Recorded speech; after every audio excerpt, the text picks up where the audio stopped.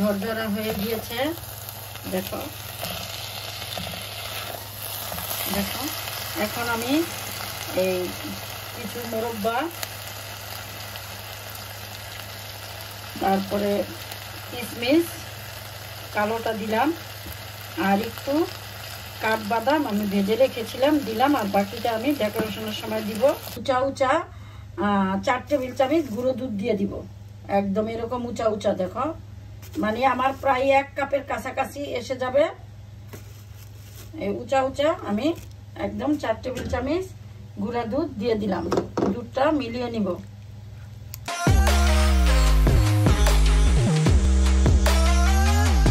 আসসালামু আলাইকুম ভিউয়ার্স, আজ আমি আরেকটি রেসিপি নিয়ে হাজির হলাম। তা হলো আজকে আমি তোমাদের জন্য মালাই জর্দা করে দেখাবো।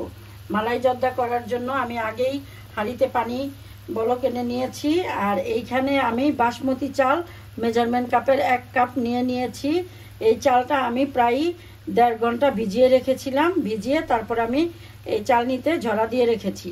এখন আমি চালটা দিয়ে দিব, দিয়ে নাড়া দিতে হবে, না হলে চালে দলা বেঁধে যেতে পারে। এরপর আমি দিয়ে দিব জর্দা কালারটা আমি গুলিয়ে রেখেছি। এখন আমি জর্দা কালারটা দিয়ে দিব। আগেই আমি বেশি কতগুলো দিব না।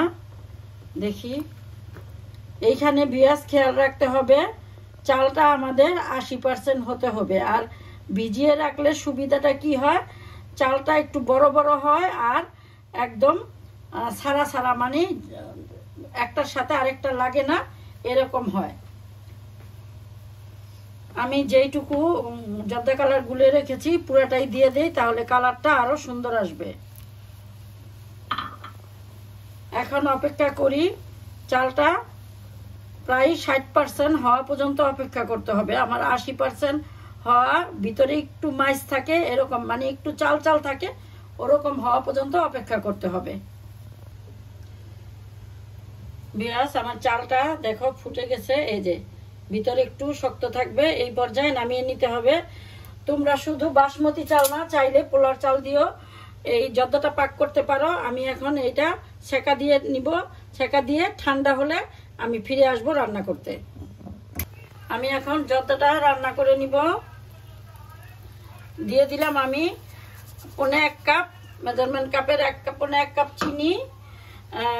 দিয়ে দিলাম আমার একটু পাতলা ভাবে চিনির সিরাপ আছে, এই সিরাপটা দিয়ে দিলাম 1/2 কাপ। আর দিয়ে দিলাম 2টা এলাচি, 1 ইঞ্চির দারচিনি, আর লং দিয়ে দিলাম 5টা। এই লংয়ের ফুলটা ফেলে দিবা, তাহলে ফুলটা এই খুলে যায়, দেখতে ভালো লাগে না। 5-6টা দিয়ে দিলাম। আর দিয়ে দিব আমি ঘি দিয়ে দিব একটু বেশি করে। আমি এইখানে প্রায় 3 টেবিল চামচের মতো ঘি দিলাম। পরে আবার উপরে একটু দিয়ে দিব। এখন ঘিটা গলুক আর চিনিটা গলুক, এই পর্যন্ত অপেক্ষা করতে হবে। আমার চিনিটা গলে গিয়েছে, এই পর্যায়ে আমি এই চালগুলো দিয়ে দিব। ননস্টিকের পাতিলে জর্দা পাক করলে একটু পানির পরিমাণটা কম দিলে হয়, এজন্য আমি পানির পরিমাণটা কম দিয়েছি। তোমরা চাইলে এইখানে আনারস বা মালটা কমলার রস বা কমলার উপরের খোসাটা ফেলে ভিতরের নরম অংশটা ছোট ছোট করে কেটে দিতে পারো। হ্যাঁ, আমি এখানে বুঝার সুবিধার্থে সবার সব সময় সবকিছু থাকে না। যখন কমলা বা মালটা থাকবে না, তোমরা যদি মালটার এসেন্স থাকে এটা দিয়ে দিবা। এই যে আমার ছিল ঘরে, আমি দিয়ে দিলাম। দিয়ে আমি একদম 10 থেকে 15 মিনিটের জন্য একদম এই যে কম আঁচে ঢাকা দিয়ে রাখবো। ঢাকা দিয়ে রাখলাম, আমরা ফিরে আসব 15 মিনিট পরে। ভিউয়ার্স, আমি 15 মিনিট পরে ফিরে আসলাম। দেখো আমার জর্দাটা একদম ঝরঝরা হয়ে গিয়েছে। দেখো দেখো এখন আমি এই কিছু মোরব্বা, তারপরে কিশমিশ কালোটা দিলাম, আর একটু কাঠবাদাম আমি ভেজে রেখেছিলাম দিলাম, আর বাকিটা আমি ডেকোরেশনের সময় দিব। এখন আমি এটা নাড়া দিয়ে নামিয়ে আমি ঠান্ডা হওয়া পর্যন্ত অপেক্ষা করব, আর এই ফাঁকে আমি মালাইটা বানিয়ে ফেলব। ভিউয়ার্স, আমি মালাইটা বানানোর জন্য মেজারমেন্ট কাপের 2 কাপ দুধ দিয়ে নিব।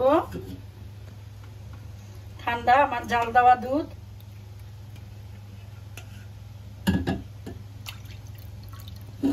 একদম সর সহকারে দিলাম। তারপরে দিয়ে দিব আমি এইখানে আমি কোনো কনডেন্স মিল্ক দিব না, আমি দুধের সরটা দিব ক্রিম হিসাবে। আমি দেখো অনেকগুলা দুধের সর দিয়ে দিব, আর ওইখানে আমার 1 কেজি দুধের সরটাও গেছে। এখন আমি জাল দিব, আর এইখানে আমি একটু চিনি দিয়ে দিব 2 চামচের মতো। এই মালাইটা আমি বেশি মিষ্টি করব না, যেহেতু আমার জর্দাটা মিষ্টি।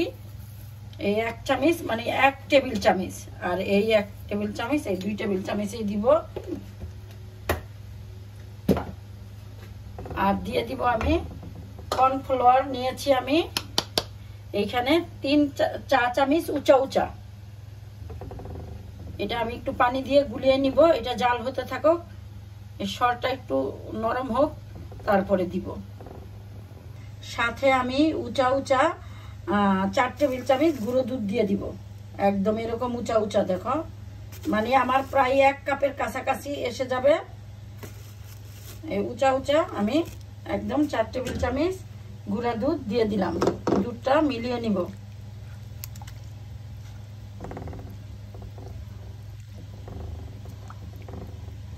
বলক আসুক, আর এই আমার এই সরটা একটু দুধটা গরম হলে সরটা দুধটার সাথে মিশে যাবে। দেখেছো কি সুন্দর উপরে ঘিয়ের মতো উঠে গিয়েছে।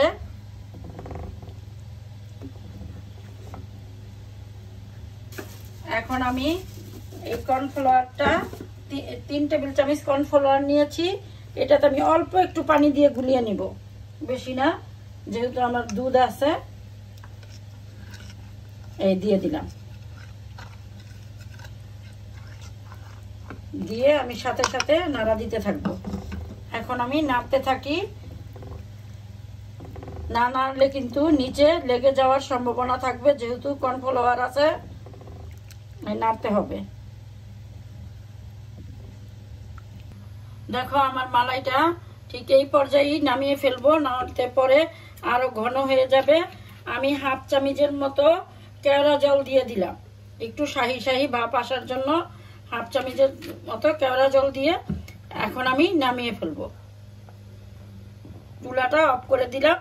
এখন তোমাদের আমি পরিবেশন করে দেখিয়ে দিব মালাই জর্দাটা কিভাবে বানায়। এই তো দেখো আমার জর্দাটা হয়ে গিয়েছে, দেখো কত সলা সলা একদম। আরো ঠান্ডা হলে একদম একটার সাথে একটা লাগে নাই। দেখো দেখো কত সুন্দর হয়েছে। এখন আমি উপরে মালাইটা দিয়ে দিব।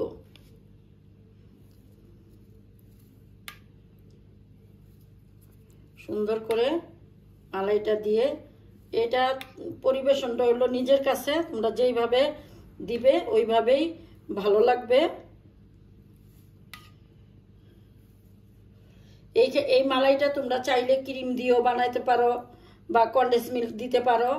আমি যেহেতু দুধের সরটাই ইউজ করছি, দুধের সরটাই ক্রিমের কাজ করে, এই জন্য আর আমি অন্য কিছু দেই নাই।